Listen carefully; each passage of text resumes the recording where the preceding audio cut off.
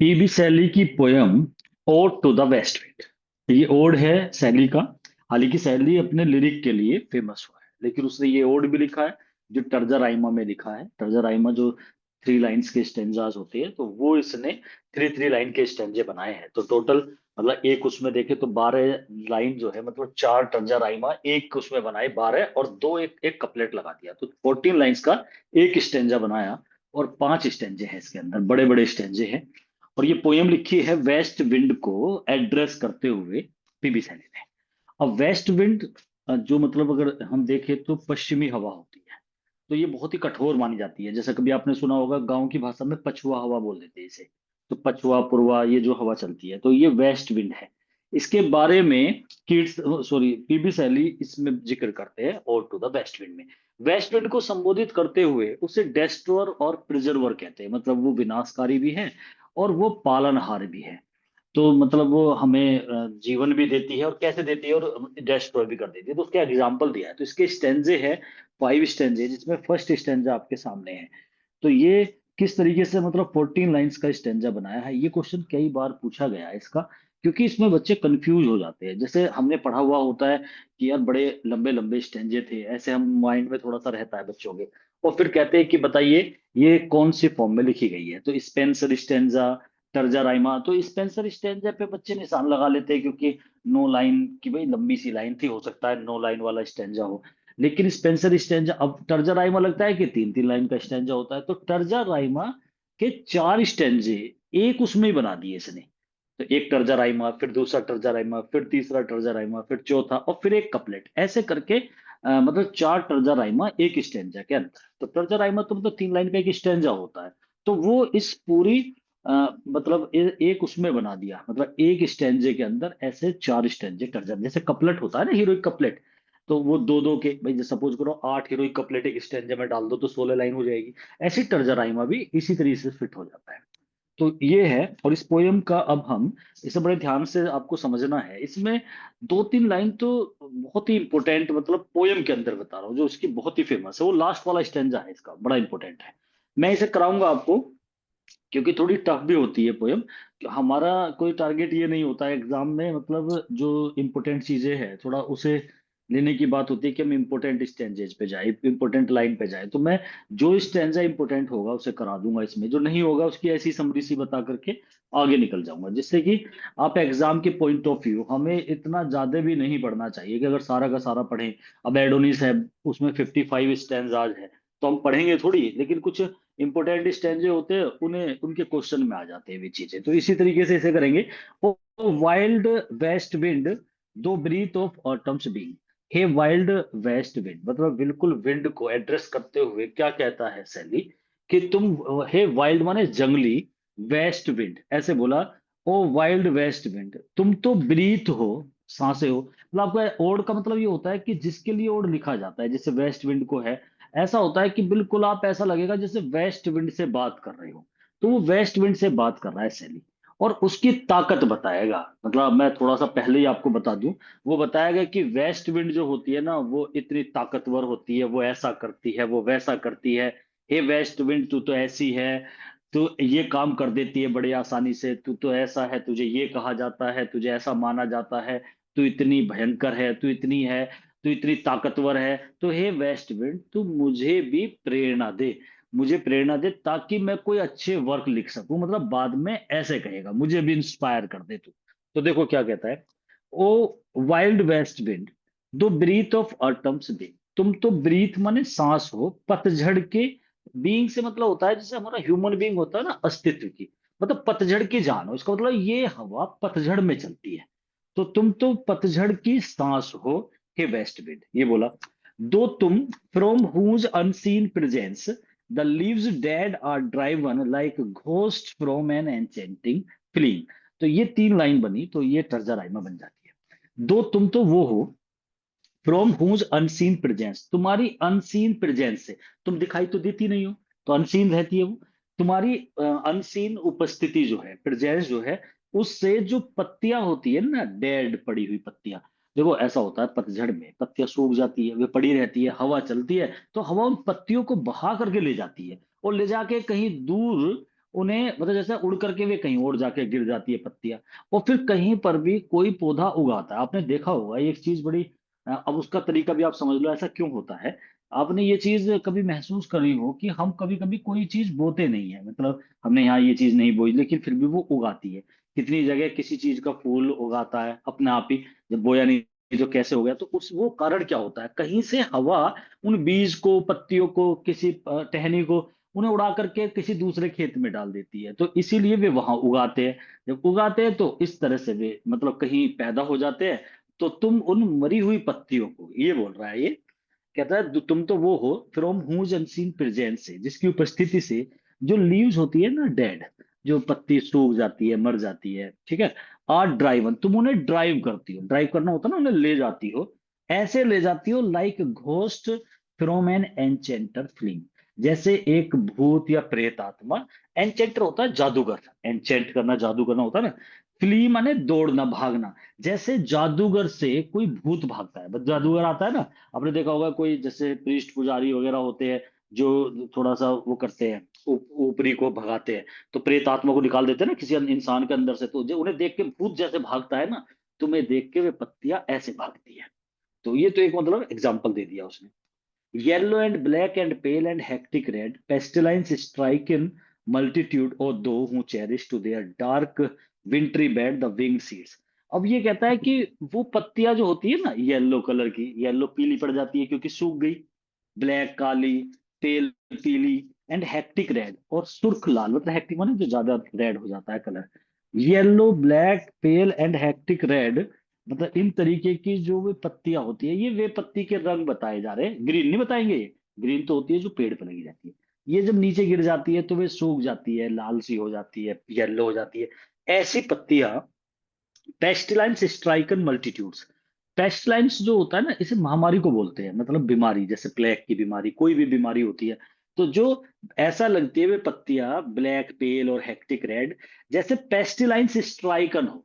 पेस्टिलाइंस मतलब महामारी से पीड़ित हो, मतलब उन्हें कोई बीमारी, जैसे कोई बीमार होकर के मूर्छित सा हो जाता है ना, ऐसी मल्टीट्यूड्स होती है, असंख्य, असंख्य पत्तियां जो बिल्कुल ब्लैक पेल हेक्टिक रेड और येलो जो होती है ना उन्हें, ओ दो, अरे तुम उन पत्तियों को, खूब चेरिस, चैरेट होता है रथ पे सवार होकर के, तो तुम रथ पे सवार होकर के उन पत्तियों को, जो वे मरी हुई गिरी हुई बेकार सी पत्तियां पड़ी हुई है ना उन्हें, to their dark wintry bed, तुम उन्हें विंटर के बेड पर ले जाती हो, मतलब तुम उन्हें कहीं ठंडे बेड से, मतलब बिस्तर हो गया, खेत पे कहीं ले जा करके डाल देती हो। The the the winged seeds को, मतलब उन बीज को, विंग माने पंख लगाए हुए, सीड्स माने बीजों को इस तरीके से ले जाती हो, where they like cold and low, जहां वे बीज जाकर के, लाइक कोल्ड माने ठंडे, और लो माने नीचे की तरफ को दफन हो जाते हैं। अब तुम किसी बीज बीज को उड़ा करके ले जाती हो, पत्तियों को उड़ा करके ले जाती हो, और वे कहीं पर जाके दूसरी जगह किसी खेत में तुम उन्हें छोड़ देती हो, तो वे वहां ठंडक में और लो, मतलब नीचे की तरफ को दफन हो जाते हैं। The wing seeds where they like cold and low, each प्रत्येक ऐसे लेट जाता है जाकर के वहां पर, लाइक ए कॉर्प्स, जैसे कोई dead body within its grave, जैसे अपनी कब्र में कोई डेड बॉडी गिर जाती है ना अंदर, पड़ी रहती है, ऐसे वे पत्तियां वे बीज को तुम उड़ा करके ले जाती हो, और कहीं एक विंट्री बेड पर ले जा करके किसी खेत में ठंड में और नीचे की तरफ को ऐसे कर देती है।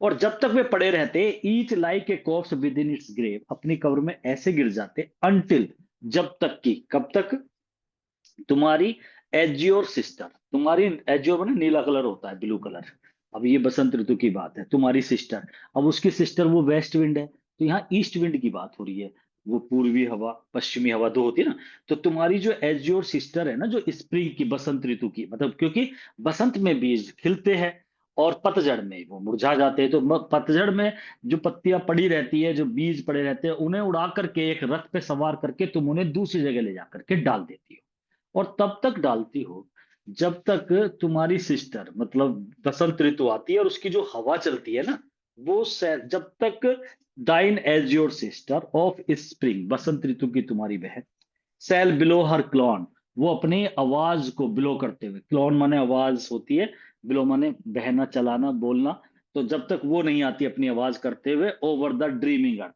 इस सोती हुई धरती पर अपनी आवाज का बिगुल बजाती हुई तुम्हारी वो बहन आती है। तो अगर सीधी सीधी सी बात देखें तो ये कहना चाह रहा है कि ये पत्तियां मुरझा जाती है, और जो ये बीज होते हैं तुम इन्हें उड़ा करके डाल देते हो, और फिर बाद में जब तुम्हारी सिस्टर मतलब बसंत ऋतु आती है और उसमें हवा चलती है ना ईस्ट वाली, वो आकर के इनमें जान डाल देती है और ये खिल जाते हैं जो फूल है। ऐसे बताना की कोशिश करेगा ये। हर क्लोन ओवर द ड्रीमिंग अर्थ, और ड्रीमिंग अर्थ पर तुम्हारी जो सिस्टर है, एज योर सिस्टर, वो अपने क्लोन से मतलब है वो अपने आवाज, जो उसकी आवाज गुंजाती है। एंड फिल, अब ब्रेकेट वाला छोड़ दो थोड़ी देर के लिए। तो तुम्हारी सिस्टर आती है और अपना एक शंखानंद करते हुए मतलब आवाज देती हुई आती है। And fill with living hues and odours, plain and hill, और वो फिर भर देती है लिविंग ह्यूज माने कलर से, लिविंग माने जीवांत कलर से, ऑर्डर्स माने भी सुगंध से, प्लेन माने मैदानों को और हिल माने पहाड़ों को। और वो हवा चलती है और वो सारे मैदान में और हिल माने पहाड़ियों पर कलर भर देती है। इसका मतलब सारे में फूल खिल जाते हैं, सारे पौधे, फूल, वृक्ष सब में हरियालेपन और फूल वगैरह ये सब खिलते हैं। तो तुम तो ले जाकर के इन मरे हुए पत्तों को ले जाके कहीं डाल देती हो, और जब वो बसंत ऋतु आती है तो ये फूल वगैरह चारों तरफ खिल जाते हैं। ये तरीका है तुम हम दोनों सिस्टर का। तुम भी कोशिश करती हो उन्हें ले जाकर के ऐसे डालने की, और फिर तुम्हारी सिस्टर रहा सहा काम वो करती है। तो ये 3 लाइन लास्ट वाली फिर देख लो। तो thine as your sister of the spring sell below, तुम्हारी जो सिस्टर है वो आती है और बिलो हर क्लॉन, और वो अपनी आवाज गुंजाते हुए आती है over the dreaming earth and fill, और भर देती है पूरे पृथ्वी को रंग से। And fill driving sweet birds like flock to feed in air, अभी ब्रैकेट में जो दिया था ना, ये तरीका बताया कैसे भरती है। जैसे ड्राइविंग स्वीट बर्ड्स, जैसे जो मधुर कली होती है ना, like flocks to feed in air, जिस तरीके से हम ड्राइविंग स्वीट बर्ड्स, जो मधुर बर्ड्स माने कली होती है, लाइक जैसे ड्राइविंग स्वीट मतलब कलियों को वो ऐसे ड्राइव करती है चारों तरफ को, जैसे फ्लॉक होती है ना, फ्लॉक होता है झुंड भेड़ों का।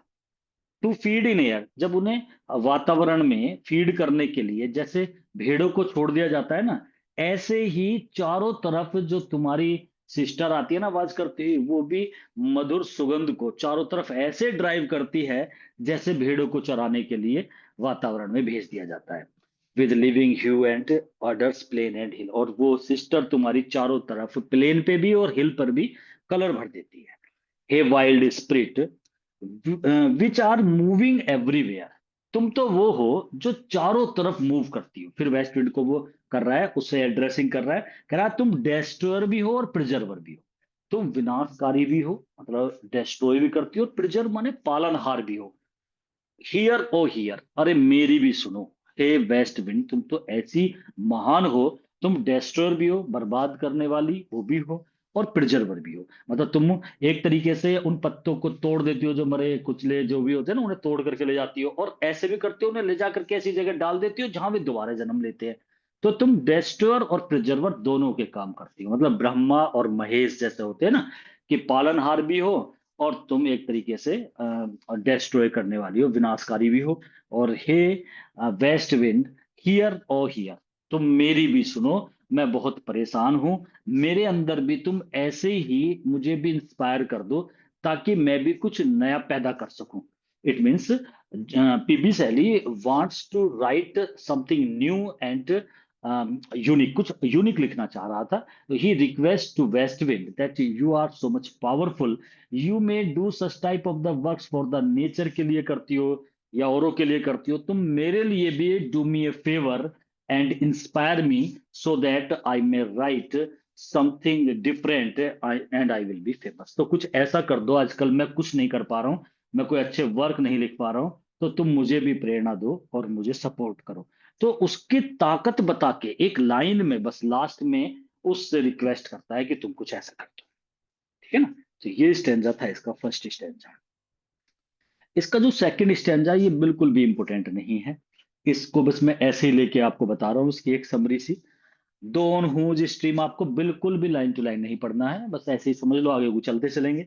दो, तुम तो वो हो जिसकी जलधारा, और तुम जो स्टीप स्काइज को मोशन मतलब आकाश में तुम आवाज करती हुई रहती हो, लूज क्लाउड्स लाइक, तुम्हारे चारों तरफ, क्योंकि हवा तो आसमान में रहती है ना, तो बादल जो है ना, आसमान में जो जैसे पृथ्वी पर पत्तियां पड़ी रहती है, ऐसे आकाश में बादल से घिरी रहती हो।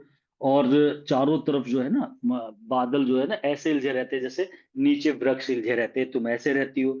तुम तो एक तरीके से एंजिल की तरह हो, जैसे बारिश और लाइटिंग करते हैं ना एंजिल, उसकी तरह हो। और spread on the blue surge like the bright hair uplifted from the head of some fire, से मीन एंड, एक ये मीन एंड वर्ड दे रखा है, लेकिन मैं इसे क्वेश्चन में करा दूंगा आपको।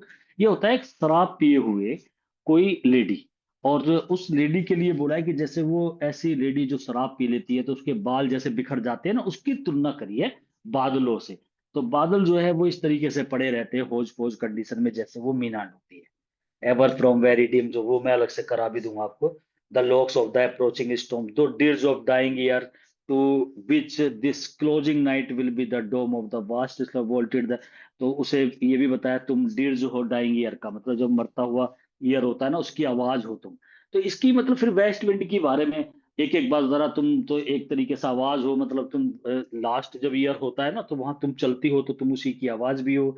वेपर्स हो, एटमोस्फेयर, ब्लैक रेन, फायर, ये सब चीजें तुम कराती हो। ये वातावरण में हवा, जैसे बारिश का गिरना, इन सब चीजों में तुम्हारी बहुत अहम भूमिका रहती है। तो तुम तो इतनी महान हो, उसकी मतलब ऐसी महानता और क्वालिटी की बात इस स्टेंजे में करिए कि तुम तो ऐसी हो।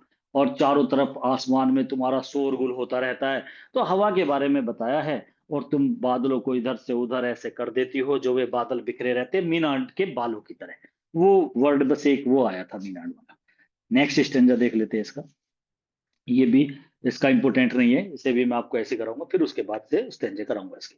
दो who didst waken from his summer dreams the blue Mediterranean, देखो यहाँ मेडिटेरियन सी की बात हुई है, तो वो एक तरीके से ये बात है कि तुम ऐसी हो जो मेडिटेरियन, जो ब्लू माने ब्लू कलर का पानी होता है ना, और मेडिटेरियन भूमध्य सागर है, तो बड़ा महासागर है। तो भूमध्य सागर जो है ना, तुम उसे जगा देती हो, मतलब जब चलती है हवा, तो सागर में भी मतलब हवा से क्या उथल पुथल सी होती है ना। तो तुम तो ऐसी हो जो मेडिटेरियन सागर को भी जग अवेकन कर देती हो। वेयर ही ले लर्ड, जहां पर वो लोरी दे करके सुलाया गया हो, मतलब तुम उसे नींद से जगा देती हो। और फिर उसने आगे बताया है इसका, curing the instead of all over going the eager most of the flowers of seat, मतलब जब तुम आती हो ना, तो जो पानी में वे काई सी लगी रहती है, जो पौधे होते हैं वे भी डर जाते हैं तुम्हारे कंपन को देख के, मतलब उसकी बात बताई है। तुम तो वो हो जो रास्ता बनाती हो एटलांटिक से लेवल पावर्स। अब एटलांटिक महासागर की भी बात हो रही है, ये पैसिफिक के बाद में एटलांटिक ही दूसरे नंबर पे होता है ना। तुम तो उसके लिए भी रास्ता बनाती हो एटलांटिक महासागर का, मतलब एटलांटिक और मेडिटेरियन इन दो का जिक्र कर दिया, तो ये अलग से क्वेश्चन हो जाते हैं, वो मैं क्वेश्चन में आपको करा दूंगा। उसे भी तुम बीच में से चीर देती हो, मतलब ऐसा बताया इसमें इतनी ताकत है तुम्हारे अंदर। Oozy woods and wear the sapless always of the ocean, know thy voice and suddenly grow grey with fear. जैसे ही वे पौधे जो लगे रहते हैं ना इसमें महासागर के अंदर, और जो टपकते, जिनमें से पानी टपकता है, वे पौधे जब तुम्हारी आवाज सुनते हैं ना, लास्ट में देखो, दाई voice and suddenly grow grey with fear, डर के मारे वे भी ग्रे पड़ जाते हैं, मतलब वो भी ग्रे कलर के हो जाते हैं, भूरा रंग हो जाता है ना, सूख जाते हैं। एंड ट्रम्बलिंग करने लग जाते हैं, डेस्पोइल देम सेल्स, और बिल्कुल परेशान हो जाते हैं। ओ हियर, लास्ट में फिर वही बोल रहा, अरे मेरी भी सुनो। मतलब तुम मेडिटेरियन सी और एटलांटिक जो महासागर है, ओशियन है, तुम उनमें भी हलचल पैदा करने वाली हो। तो कम से कम तुम मेरी भी सुनो, तुम इतनी पावरफुल हो, सबको हिला के रख देती हो, तो मेरी भी सुनो, मुझे भी, मैं बहुत ज्यादा परेशान हूं, और तुम मेरी भी आवाज सुनो। ठीक है, अब फोर्थ और फिफ्थ जो स्टैंजा है इन्हें करेंगे, फोर्थ कम इंपोर्टेंट, फिफ्थ फिफ्थ ज्यादा इंपोर्टेंट। फोर्थ का लास्ट इंपोर्टेंट है, जो लास्ट में करेगा, लेकिन मैं पूरा करा रहा हूं इसे, क्योंकि यहां से अब ये लाइन टू लाइन देखना, इसे ध्यान से पढ़ना। If I were a dead leaf दो माई टेस्ट डियर, देखो इसने शुरू में डेड लीफ की बात करी थी ना, पत्तों को तुम ले जाती हो, अब ये बोल रहा है यदि मैं, अब यहां पर जो पोइट है वो अपने ऊपर ले आया बात को। शुरू के जो तीन स्टेंस है उसमें इसने पावर दिखाई वेस्ट विंड की, वेस्ट विंड को वेस्ट विंड की पावर दिखा रहा है, हे वेस्ट विंड तू इतनी महान है, तू इन सागर को हिला के रख देती है, तू तो ऐसी है, तू पत्तों को बहा कर ले जाती है, मरी हुई चीजों में भी जान डाल देती है, तू बहुत ही प्रचंड है, तुझे देख के सब कांपने लग जाते हैं, और तू मेरे भी सुन, मुझे भी प्रेरणा दे, मुझे भी सपोर्ट कर, एनकरेज कर। ये वाली बात तीन स्टेंजे में उसने करी है। अब फोर्थ स्टेंजा इसका यहाँ है, if I were a dead, पहला जो स्टेंजा मैंने कराया था ना आपको लाइन टू लाइन, वो भी इतना इंपॉर्टेंट नहीं था। ये फोर्थ और फिफ्थ, ज्यादा फिफ्थ है, फोर्थ का लास्ट की लाइन है इंपॉर्टेंट है, तो शुरू से लेके चल रहे हैं। If I were a dead leaf, अगर मैं एक डेड लीफ होता। अब ये बोल रहा है, अगर तुम डेड लीफ को तुम उड़ा करके दूसरी जगह ले जाती हो ना, फिर उसमें उसे किसी ग्राउंड में डाल देती हो, बाद में तुम्हारी सिस्टर आती है तो वो उगाता है, तो इसका मतलब डेड में भी तुम जान डाल देती हो बाद में। अगर मैं डेड लीफ होता दो माइस्टेस्ट बियर, तो मुझे बियर कर सकती थी, मतलब मुझे भी ऐसी बियर कर लेती, बियर करना होता है झेलना, ले जाती मुझे भी। If I were A Swift cloud, अगर मैं बादल होता तो टू फ्लाई विद दी, मैं तेरे साथ फ्लाई करता। भाई जैसे इसने एक स्टेंजे में बताया था ना, बादल के बारे में बताया था कि जो बादल है तू उन्हें उड़ा करके ले जाती है, उनके साथ चलती है। तो भाई बादल तो बिल्कुल भी नहीं चलेंगे ना, जब हवा आती है तभी तो बादल इधर से उधर होते हैं। तो वो डेड लीफ भी जो पड़े रहते हैं उसे तू ही उड़ाती है, ले जाती है। तो ये बात सही है, अगर हवा ना चले तो ना तो वे पत्तियां इधर से उधर पहुंचे, जहां पड़ी है वहीं की वहीं पड़ी रहेंगी। और ये बादल भी रुके रहेंगे, क्योंकि ये हवा से ही तो मूवमेंट करते हैं, जिधर की हवा होती है उधर को चलने लग जाते हैं। तो ये बोल रहा है अगर मैं एक डेड लीफ की तरह होता, तो तू मुझे भी ऐसे ही बियर कर लेती, जैसे तू डेड लीफ को ले जाकर के दूसरी जगह डालती है और वो फिर पैदा हो जाता है उस नए रूप में। और if I were a Swift cloud, अगर मैं तेज बादल होता, तो फ्लाई विद दी, तो मैं तेरे साथ ही फिर उड़ता चलता मूवमेंट करता। तो मैं तो हूं तो हुई नहीं, लेकिन अगर होता तो ऐसे हो जाता। ए वेव, अगर मैं वेव होता लहर, तू पैंट माने होता है हाफना, बीनीथ दाई पावर, तेरी पावर के नीचे हाफता। ये लहर वहां से ले रही है, मेडिटेरियन और अटलांटिक महासागर में जो लहरें थी ना उन्हें हिला देती है। तो अब ये उसी बात को ले रहा है कि अगर मैं लहर होता तो तेरी ताकत के नीचे मैं भी हाफने लगता, मतलब मैं भी वर्क करता। And share the impulse of thy strength, और शेयर करता द इम्पल्स माने प्रेरणा, तेरी ताकत की प्रेरणा को मैं शेयर करता है। इसका मतलब फिर मुझे भी भाई, फिर तो मैं अगर इनमें से कोई भी चीज होता, तीनों में से कौन कौन सी, डेड लीफ होता, क्लाउड होता या वेव होता, तो तेरी ताकत का एहसास मेरे पे होता, तो मैं प्रेरणा से भरता, तो मुझे सपोर्ट करती, मैं तेरे से लगाव होता, जुड़ जाता तेरे से कैसे न कैसे ही। तो ना तो मैं डेड लीफ हूं, ना मैं स्विफ्ट क्लाउड हूं, और ना मैं कोई वेव हूं। लेकिन ये तीनों होता, ये तीनों के बारे में वो बता चुका है पिछले वाले स्टेंजेस में। वो कह रहा वेव होता तो तेरी ताकत के नीचे मैं पेंटिंग करता, मतलब हाफ था। And share the impulse of the strength, और तेरी ताकत को शेयर करता, मतलब तेरी ताकत का एहसास होता ना मेरे पे। Only less free than thou oh uncontrollable, only less free than thou, मैं तेरे से कम फ्री हूं, मतलब तू तो स्वतंत्र है, लेस मैं तो बहुत ही कम फ्री हूं, देन दो तेरी अपेक्षा, तू तो अनकंट्रोलेबल है, मतलब अनियंत्रित है।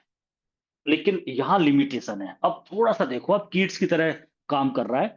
अब ये एक संसार अपने वाले में जाना चाह रहा है इस समय, कि तू तो अनकंट्रोलेबल है, लेकिन यहां तो लिमिट है, तू तेरे पे किसी का कंट्रोल नहीं है। और है भी बात ऐसी, हवा तो अनकंट्रोलेबल है, और मैं तेरे से लेस फ्री हूं, मैं तो स्वतंत्र नहीं हूं, जकड़ा हुआ हूं, ऐसे बोल रहा है।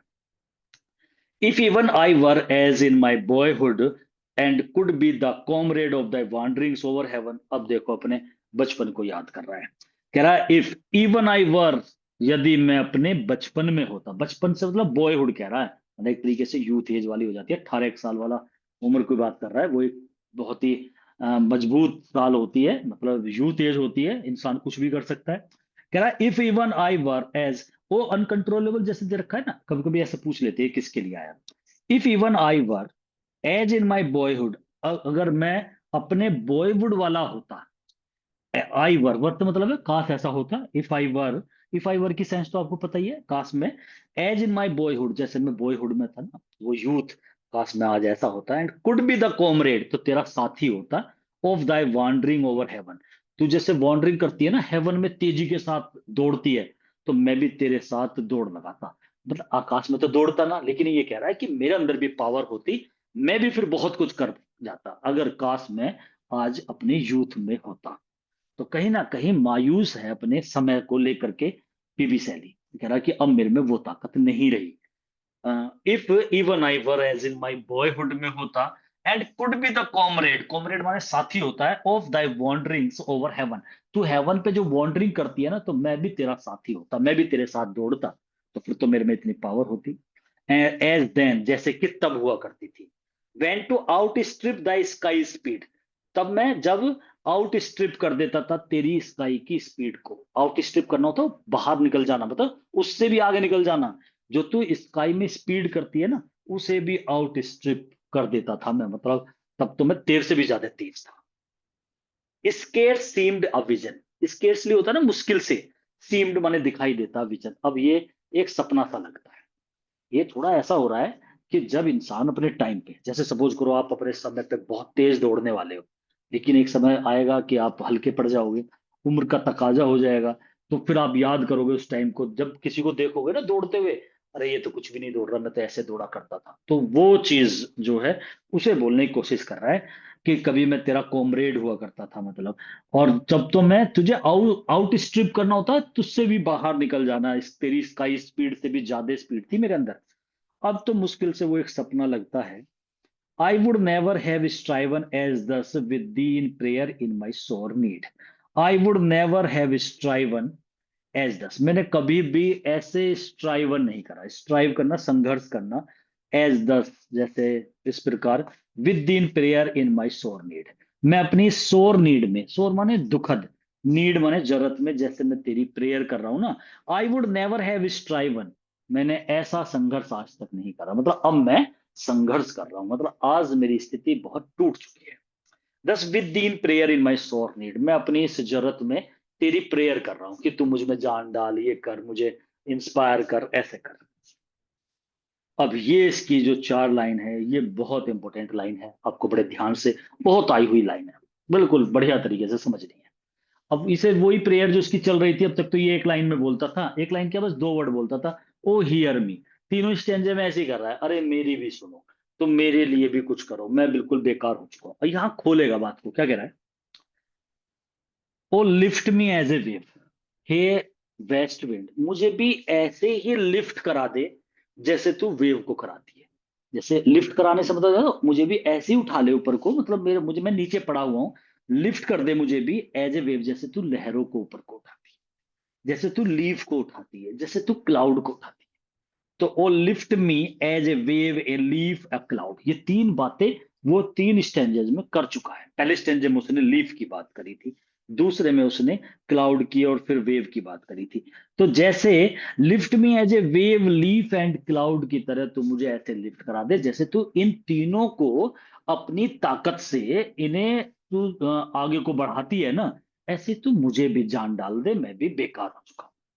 ठीक है। I fall upon the thorns of life, मैं तो अब जिंदगी के कांटों पे पड़ा हुआ हूं। इस लाइन को सुनकर के तो पीबी सैली की बिल्कुल दया सी आ जाती है, मतलब सैली ऐसा पेसिमिज्म देखो कितना है, कि अरे मैं तो बिल्कुल बेकार हो चुका हूं, मैं तो जैसे एक तो फूलों की सेज होती है, कांटों की सेज पे पड़ा हूं, मतलब मेरी जिंदगी बिल्कुल बेकार हो चुकी है। तो आई फॉल अपॉन, मैं तो पड़ा हूं, द थॉर्न्स ऑफ लाइफ, मैं जिंदगी के कांटों पे पड़ा हुआ हूं, मतलब मैं तो बड़ी बुरी स्थिति में हूं आज के टाइम में। आई ब्लीड, और कांटों पे पड़ा हूं, खून बह रहे हैं। खून बहने से मतलब समझ रहे हो, खून थोड़ी बह रहे हैं उसके ना, वो कांटों की, मतलब मुसीबत में हूं, बहुत ज्यादा परेशान हूं, बहुत दुखी हूं, और कोई भी एक अच्छा वर्क नहीं लिख पा रहा हूं, मतलब मेरे पेन से कुछ लिखा नहीं जा रहा है, तो मेरी स्थिति बड़ी खराब है।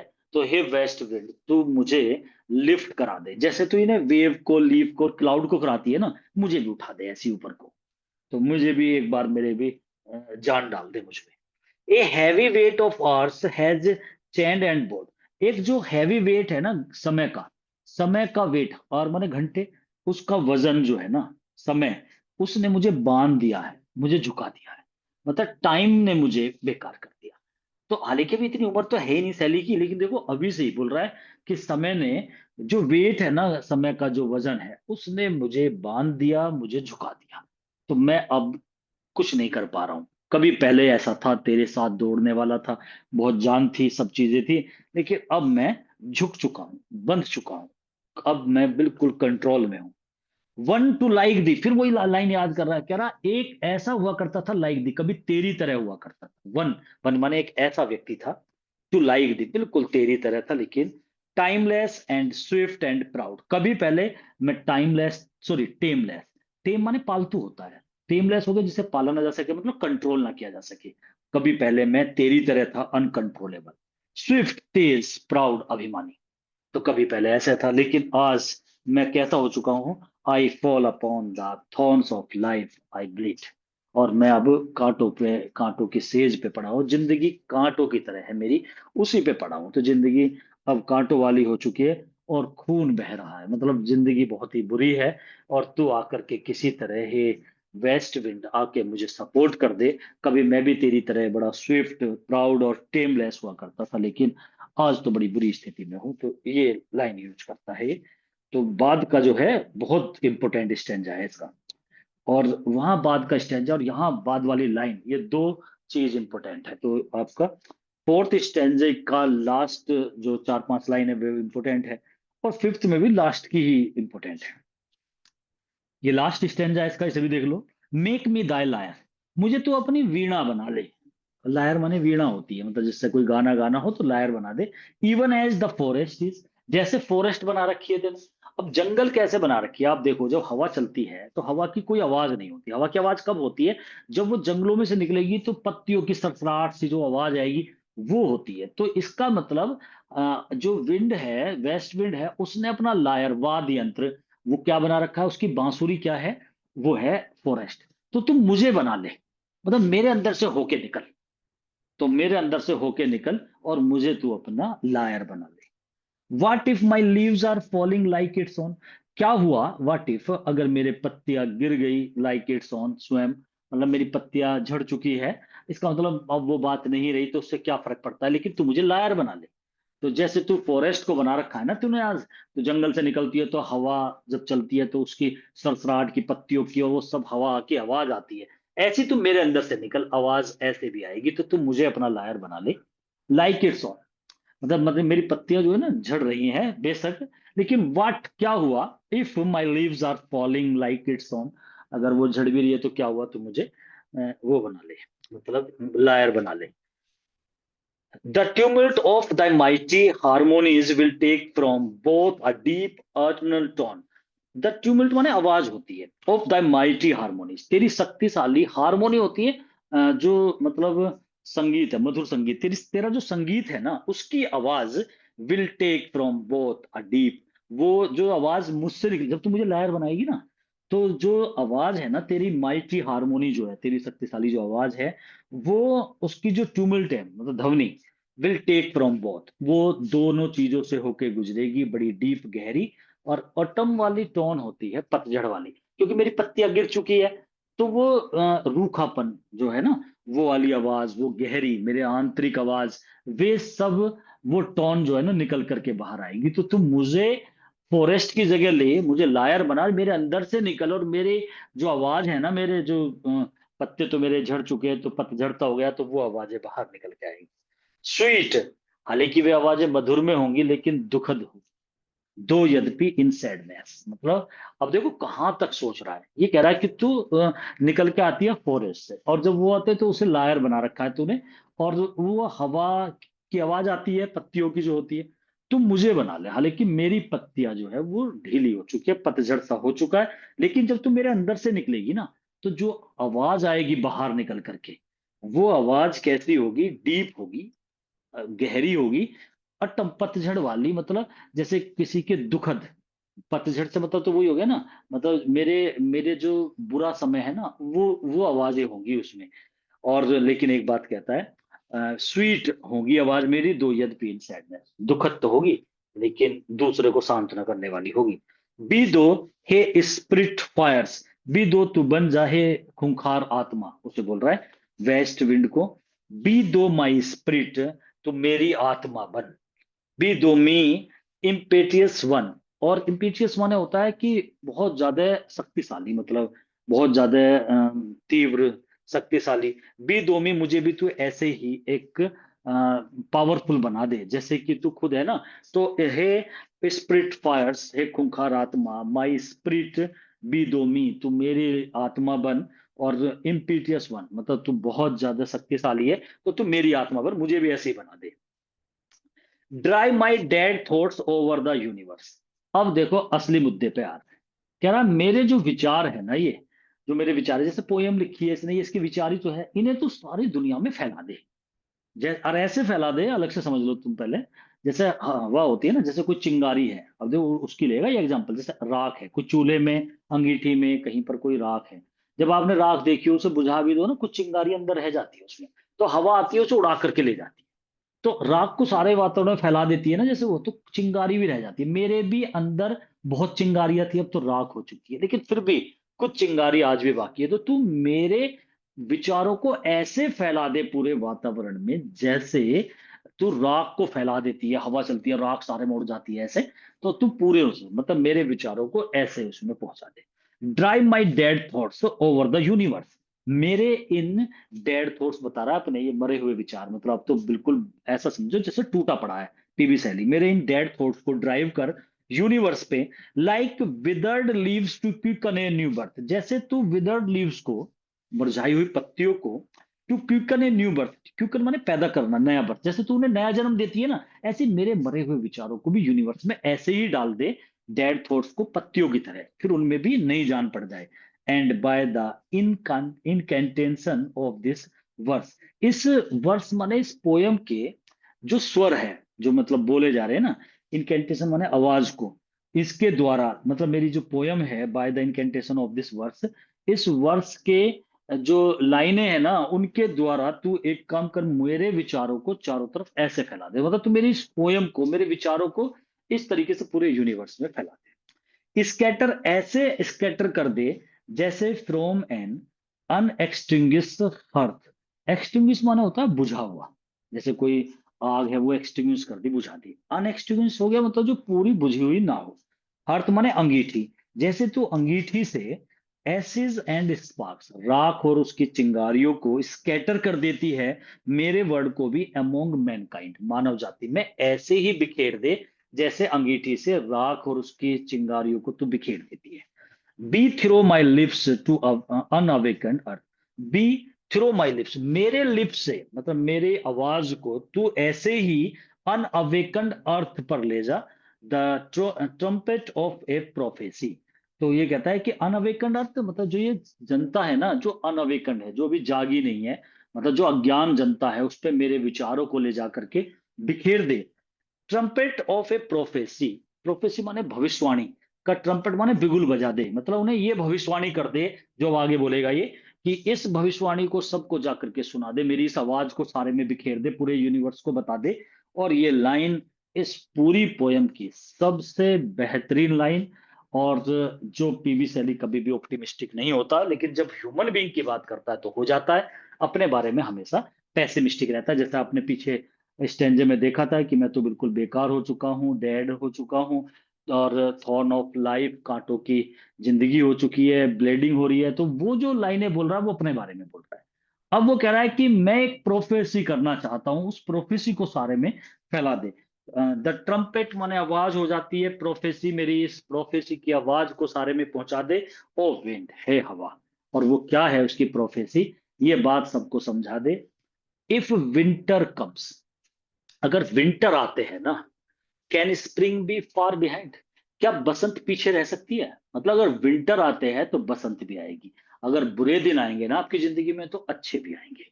ये बात तो जा करके सबको बता दे। तो अपने ऊपर भी लागू कर रहा है। If suppose now I am suffering so much tensionful days, तो सूनर और later it will be happen that a glorious days will also come in my future, मेरे फ्यूचर में महान दिन भी होंगे, हैप्पीएस्ट डे भी होंगे। तो वो यही बात बोल रहा है कि अगर बुरे दिन आते हैं तो अच्छे भी आएंगे, विंटर आता है तो स्प्रिंग भी पीछे नहीं रह सकती। तो ऐसी लाइन उसने बोली है। तो ये लास्ट लाइन जो है इस पूरी पोयम की, इतने सारे स्टेंजे जिसमें इसने मतलब 5 स्टेंजे बोले हैं, और 14 लाइन, तो 17 लाइन हो गई टोटल। उसमें ये एक लास्ट लाइन इसकी बहुत ही इंपॉर्टेंट है, या थोड़ा बहुत इसका मतलब, थोड़ा बहुत क्या, वो भी एक फोर्थ स्टेंजे में जो लास्ट में था ये इंपॉर्टेंट है। मतलब कुल मिलाकर आपको केवल इतना भी अगर पढ़ते हो ना, यहाँ यही आता है मोस्टली। उससे अगर कुछ आ भी गया इससे अलग, तो वो क्वेश्चन में मैं कवर कर लेता हूँ। तो इसलिए ज्यादा बारीकी से मतलब पोयम में जाने की, लंबी पोयम होती है तो इतनी ज्यादा जरूरत नहीं होती कि आप पूरी को लाइन टू लाइन पढ़ते चले जाओ। इसके क्वेश्चन देख लेते हैं, कोई चीज बचेगी तो वहां हो जाएगी। ये जो पोयम है एक ओड है, पीबी शैली ने लिखा है। दिस ओड वाज कंपोज्ड इन 1819। इसके भी 1818 मतलब 19 वाला जो टाइम रहा है वो इम्पोर्टेंट, मतलब ये तो कीट्स का तो बिल्कुल यही ईयर इम्पोर्टेंट रहा था, लेकिन इसके 4-5 साल इसने लास्ट में लिखे हैं। दिस पोएम वाज पब्लिश्ड 1820 पर, और चार्ल्स एंड ओलिवर इन दोनों ने पब्लिश कराई थी इस पोएम को। शैली ने तर्जा राइमा यूज करा, ये क्वेश्चन भी, इस पर ये वाला क्वेश्चन बहुत पूछा जाता है, मैं आपको इसलिए बता रहा हूँ कि जब तर्जा राइमा, और जब अगर मैं आपको ये क्वेश्चन ना पढ़ाऊं तो आप इसे तर्जा राइमा लगा के ही नहीं आओगे, क्योंकि आपको लगेगा कि अरे बड़ा लंबा स्टेंजा था, बस इतना याद रहेगा आपके। तर्जा राइमा में 3 लाइन होती है, तो आप किसी भी तरीके से नहीं लगाओगे, ये डेफिनेट है बात बिल्कुल। तो मतलब ये चीजें मुझे पता है, ये आया हुआ क्वेश्चन होता है बच्चों को, पहले भी मैंने कई बार पढ़ाया था, तो उनकी गलतियों को याद कर रहा हूं मैं कि उन्होंने ये गलती करी थी, इसीलिए मैं आपको बार बार इस बात को बता रहा हूँ। ठीक है। और मैंने कल भी यही बात इसका डिस्कस करा था, आज फिर कर रहा हूं मैं। टर्जा राइमा जो है, शैली use terza Raima in this famous poem, इसमें अगर आपसे पूछे ये कौन से स्टैंजा स्ट्रक्चर में लिखी गई है, तो आपको टर्जा राइमा बताना है। वो 3 लाइन का होता है, लेकिन इसके एक स्टेंजे में 4 तर्जा राइमा है, तो 12 लाइन तो वे हो जाती है, और एक कपलेट होता है तो 14 लाइन का स्टेंजा होता है, और 5 स्टेंजे तो 70 लाइन है इसमें। 70 में से 6-7 लाइन बस आपको देखनी है इसमें, वे ही उनमें से ही मतलब अंदर से पूछा जाता है। Shelley uses terza rima is famous poem में to the west wind. Shelley ने दिखाया है pessimism in this poem, but he becomes optimistic हो जाता है जब वो डिस्कस करता है मैनकाइंड के बारे में। लास्ट लाइन जो है पोएम की वो ऑप्टिमिज्म से भरी हुई है, लेकिन फोर्थ स्टेंजे की लास्ट की 4-5 लाइनें अगर हम पढ़ेंगे, जिसमें वो कहता है मुझे भी लिफ्ट करा दो क्लाउड की तरह, डेड लीव की तरह, या फिर मुझे तुम वेव की तरह ऐसे लिफ्ट करा दो, और I fall upon the thorns of life, ये जो लाइन है ना, मैं तो थॉर्न्स ऑफ लाइफ में, जिंदगी के कांटों पे पड़ा हुआ हूँ, और ब्लेड हो रहा है, आई ब्लीड, और मेरे खून बह रहा है, तो मुसीबत में हूँ, टेंशन में हूँ, तो ये उसका पेसिमिज्म है, उसका निराशावाद है। लेकिन लास्ट लाइन में ऑप्टिमिज्म शो करता है। When he discuss about Mankind at the last line of this poem, इस पोएम में सैली ने रिक्वेस्ट करी है वेस्ट विंड से कि वो उसे इंस्पायर करे। वो क्रिएट करना चाहता था, कुछ न्यू वर्क लिखना चाहता था, क्योंकि जो प्रेजेंट टाइम था ना सैली का, is passing in idleness and inactiveness. अब वो कुछ कर नहीं रहा था, उसके कोई वर्क हिट नहीं हो पा रहे थे, वो जो लिखता था ज्यादा फेमस नहीं हो पाया, तो आइडलनेस और इनएक्टिव था वो। ये जो पोयम है ये डिवाइड है 2 पार्ट्स में, on the base of theme. अगर थीम की बात करें तो 2 पार्ट बनाए हैं। देर आर 5 कैंटोज है इसमें, तो एक ये भी ध्यान रखना है, इसमें कैंटो में लिखी गई है, इसके जो 5 कैंटोज है इसके अंदर, आपसे पूछे 5 स्टैंजर्स को कैंटो में बांट दिया। The first part contains 3 cantos, जो 3 कैंटो है वो फर्स्ट पार्ट है, which show the power of west wind. आप देखो उन 3 स्टेंजे में इस वेस्ट विंड के बारे में बात करिए, अपनी तो बस एक लास्ट की लाइन में 2 वर्ड बोलता था, ओ हियर मी, बस इतना कहता था, अरे मेरी भी सुनो। तो पहले स्टेंजे में उसने कि तुम तो हे वेस्ट विंड, तुम इतनी महान हो, तुम डेड लीफ को इन्हें सबको ले जा करके ऐसे डाल देती हो, पत्तियों में जान डाल देती हो, वो पहला स्टेंजा करा उसने। फिर वो अटलांटिक महासागर मेडिटेरियन के बारे में बताता है, तुम तो उसे भी इस तरीके से मतलब उन्हें भी चीर देती हो बीच में से, इतनी महान हो बादलों को। ये 3 स्टेंजे में उसकी ताकत बताता है वो, और 2 में फिर वो अपनी बात करता है। The first part contains 3 cantos which show the power of west wind. Second part जो है उसमें 2 कैंटोज है जो दिखाते हैं relation between the wind and the speaker. वो बताता है मैं भी तेरी तरह था कभी, अब भी ऐसा ही हूं मैं, मेरे में तो ये कर दे, मुझे भी ऐसे उठा दे, मेरी जिंदगी ऐसी है। कंपेरिजन कर रहा है दोनों का, ये 2 stand. There are 14 lines in each canto में, 14 लाइन है। One canto contains 4 rima and 1 couplet, तो 4 या 12 लाइन, और एक कपलेट हो गया 2 लाइन का। Group of 3 lines is called triplet. जैसे कपलेट होता है ना, अगर हम 2-3 लाइन के स्टेंजो को बोले तो वो ट्रिपलेट होता है, लेकिन अब वो टर्जा राइमा वो राइम स्कीम की वजह से है। ईच स्टेंजा कंटेन्स 4 ट्रिपलेट्स भी है इसके अंदर, मतलब 4 ट्रिपलेट्स है। जैसे कपलेट होता है ना, कपलेट 2 लाइन का होता है, लेकिन वो एक अलग बात है कि वो हीरोइक कपलेट है या क्या है, तो वो हीरोइक कपलेट है तो उसमें आइम्बिक पेंटामीटर होगा। ऐसे ही ट्रिपलेट होता है 3 लाइन का, लेकिन उसमें उसका स्टेंजा फॉर्म जो है, जो उसकी राइम स्कीम है वो टर्जा राइमा के लिए है, तो तब वो टर्जा राइम होता। इफ विंटर कम्स, ये इसकी important line, can spring be far behind. इस लास्ट लाइन में शैली जो है वो ऑप्टिमिस्टिक है। वो कहता है कि बुरे समय के बाद में एक व्यक्ति जो होता है ना, बुरे समय के बाद अच्छा समय भी अपनी जिंदगी में पाता है। पोइट ने वेस्ट विंड को वाइल्ड स्पिरिट भी कहा है इस पोएम के अंदर। और there is inversion in the words leaves dead. ये इन्वर्जन है, इन्वर्जन होता है जिसमें रिवर्स करके लिखा जाता है, जैसे डेड लिव्स होना चाहिए तो लीव्स डेड लिख रखा है, तो ये इन्वर्जन है। जैसे आप कई जगह देखोगे कि आगे पीछे, विलियम शेक्सपियर भी ये काम करता है, तो आगे पीछे कर देता है वर्ड को। The rhyme scheme of this ode is A B A B C B C D C D E E। तो ये जो राइम स्कीम होती है टर्जा राइमा की होती है। तो टर्जा राइमा इसमें A B A B C B इस तरीके से यूज कर। जो वेस्ट विंड है वो डेस्ट्रॉयर है, क्योंकि वो हिला करके रख देती है पत्तियों को, पेड़ से जुदा कर देती है, तो वो डेस्ट्रॉयर हो गई। और ये जो ओड है ना, ये वेस्ट विंड को एड्रेस करके सैली ने लिखा है। वेस्ट विंड एक प्रिजर्वर भी है, पालनहार भी है, क्योंकि वो हेल्पफुल है। वो जो बीज होते हैं ना, उन्हें उगाती भी है, उन्हें ले जाकर के ठंडे उनके बिस्तर पे डाल देती है, मतलब दूसरी जगह। It deposits the seeds into the soil. वो क्या करती है, बीज को उड़ा करके मिट्टी में जा करके दफन कर देती है, तो वो वहां वो पैदा हो जाते हैं, तो वो प्रिजर्वर भी है। Azure sister refers to the east wind को बताया गया है। बसंत ऋतु में जो हवा चलती है, पतझड़ की हवा जो है वो वेस्ट विंड है, और जो बसंत ऋतु की है वो ईस्ट माने पूर्वी हवा है। There is personification in this line. भाई उसे सिस्टर बताया जा रहा है, तो ये पर्सोनिफिकेशन। सैली कहता है he was wild swift and proud like west wind in his youth age. कह रहा यूथ एज में तो मैं तेरी तरह ही वाइल्ड भी था, स्विफ्ट भी था और अभिमानी भी था। सैली ने कंपेयर करा है the thorns of life with the difficulties of his life. वो कहता है मैं जिंदगी के कांटों वाली सेज पर पड़ा हुआ हूं, तो इसका मतलब मैं मुसीबतों में हूं। जो डेड थॉट्स है वो कंपेयर कर रहा है वो डेड लीफ से। जैसे तो मरी हुई पत्तियों को ले जा करके उन्हें दूसरी जगह उन्हें पैदा कर देती है, नई जान डालती है, ऐसे ही मेरे जो ये डेड थॉट्स है इन्हें भी चारों तरफ बिखेर दे यूनिवर्स में। जो डेड थॉट्स है पोइट के will be driven by the west wind into the world. Way driven होंगे, मतलब वो ले जाए जाएंगे, स्कैटर बिखेरे जाएंगे वेस्ट विंड के द्वारा इस संसार में। इसमें एक जिक्र आया था मैनेट का। ये मींस एक फीमेल होती है जो डायनोसिस जो है गॉड है शराब का, ये भी आपको ध्यान रखना है। गॉड ऑफ वाइन, शराब का देवता है जिसका नाम है डायनोसिस। डायनोसिस की पुजारन है मीनाट। उसने कहा था मीनाट के बालों की तरह है, ये बादल ऐसे है। तो बालों से तुलना करी थी उसकी, क्योंकि जब ये मीनाट जो है लेडी शराब पी करके, जब ये शराब का जो देवता है उसकी पुजारन पुजारन है एक तरीके से, तो इसका मतलब शराब पीने के बाद ये ऐसी फायर खूंखार हो जाती है कि इसके बाल चारों तरफ बिखर जाते हैं।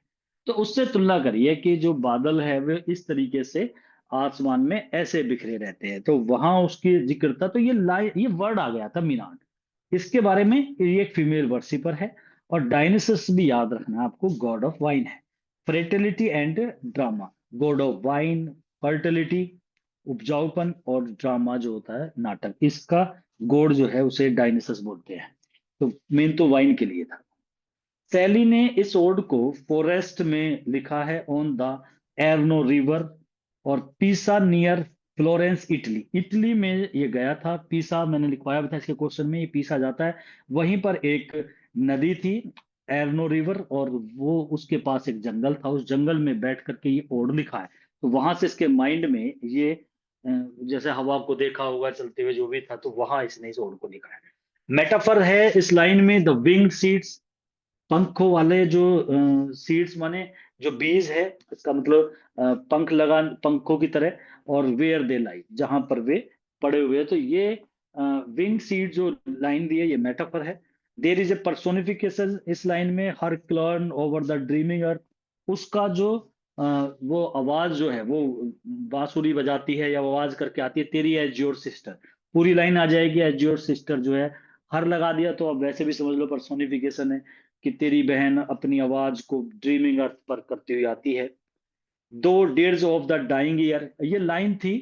ये मैंने जो इंपोर्टेंट स्टेंजा नहीं था उसमें, लेकिन ये लाइन फिर भी ठीक है, ये लाइन ध्यान रखनी है। तुम तो आवाज, मैंने उस समय पढ़ाई भी थी हल्की सी। दो डेज माने होता है शोक गीत, तुम मरती हुए साल का शोक गीत हो। Thou days of the dying year, ये लाइन पूछ ली जाती है, इसे भी ध्यान रखना है आपको। पर्सोनिफिकेशन है वैसे इसमें।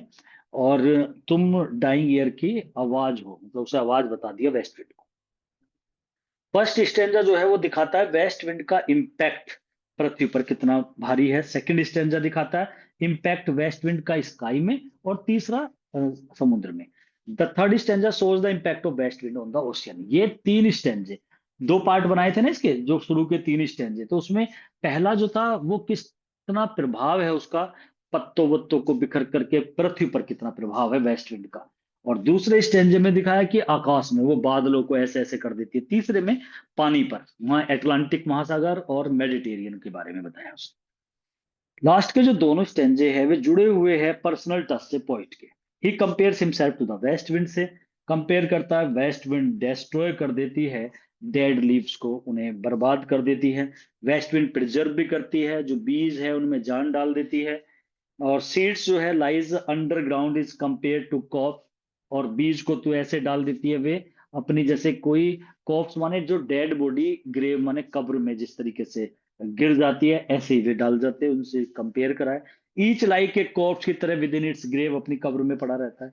यहाँ पर each refers for winged seeds, जो वे पंख लगा करके बीज, मतलब उन बीजों को लाके गिरते हैं चैरेट पे, वो आती है तो उन्हें डालते, उन्हें बताया। Clouds are the messengers of rain and lightning. ये उस फोर्थ स्टैंजे में था कि जो बादल है ना वे मैसेंजर्स है रेन के, और लाइटिंग लाते हैं वे, और तू उन्हें चलाती है इधर से उधर। तो ये बात थी उसके अंदर। West wind is a wind that blows from west to eastward direction. इसका जो डायरेक्शन होता है ये वेस्ट से ईस्ट को चलती है, पश्चिम से पूरब को चलती है, इसे पछुआ हवा बोलते हैं। It is the first of those lyrics which by almost universal consent have made him the greatest English lyrical poet. ये it is the first of those lyrics, ये उन lyrics में से फर्स्ट लिरिक है Ode to the West Wind, which जो कि by almost universal consent, जिन्हें सार्वभौमिक सहमति मिली है, कंसेंट मतलब जो सभी ने सराहे है।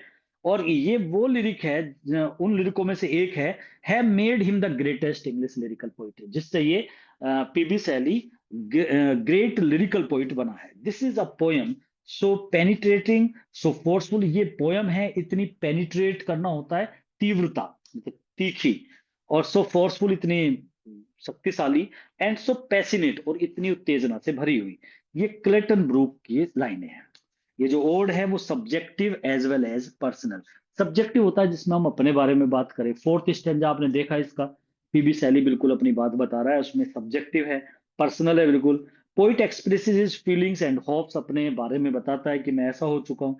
ये ओड लास्ट में आके प्रोफेटिक भी हो जाता है। मैंने बताया था ना चार प्रकार के पोयम लिखता है जो विलियम, ये सॉरी पीबी शैली है, तो वो नेचर के बारे में भी लिखता है, प्रोफेटिक भविष्यवाणी पे भी लिखता है, पर्सनल भी उसके लिरिक होते हैं। तो प्रोफेटिक हो जाता है। इन द लास्ट लाइन में शैली की प्रोफेसी देखने को मिलती है, वो जब कहता है कि अगर विंटर आता है तो स्प्रिंग भी दूर नहीं है। पर्सनल मेलनकॉली जो है, पोइट का दुख जो है, वो भी देखा जाता है फोर्थ स्टेंजे में देखने को मिलता है। वेस्ट विंड सिग्निफाइज करती है पतझड़ के सीजन को इस ओड के अंदर। पतझड़ का सीजन दिखा, मेडिटेरियन सी के बारे में भी बात है, जो सिचुएटेड है यूरोप और अफ्रीका के बीच में। मेडिटेरियन सी है, भूमध्य सागर बोलते हैं इसे। मेडिटेरियन सीज लाइज लेज पड़ा है बिसाइड ए प्यूमाइस आइजल इन बेज बे, मतलब ये खाड़ी है, बे जगह का भी नाम बे है, बे की खाड़ी जो है उसमें प्यूमाइस आइलैंड है, उसके बराबर में है ये मेडिटेरियन सीज की जगह बताई गई है।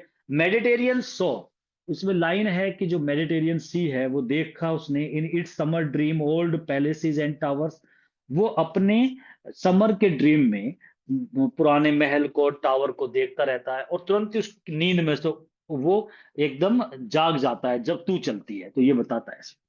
अटलांटिक ओशियन के बारे में भी जिक्र है, जो सेकंड लार्जेस्ट ओशियन है, पहला कौन सा है, पैसिफिक होता है। The poet used apostrophe simile metaphor personification, ये सब यूज करे उसने इस पोएम के अंदर।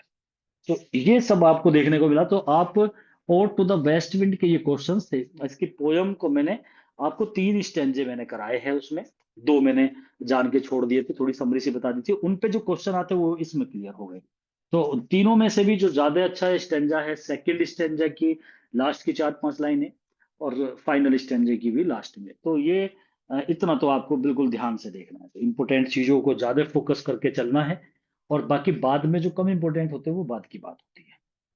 तो ये थी आपकी poem ode to the waste.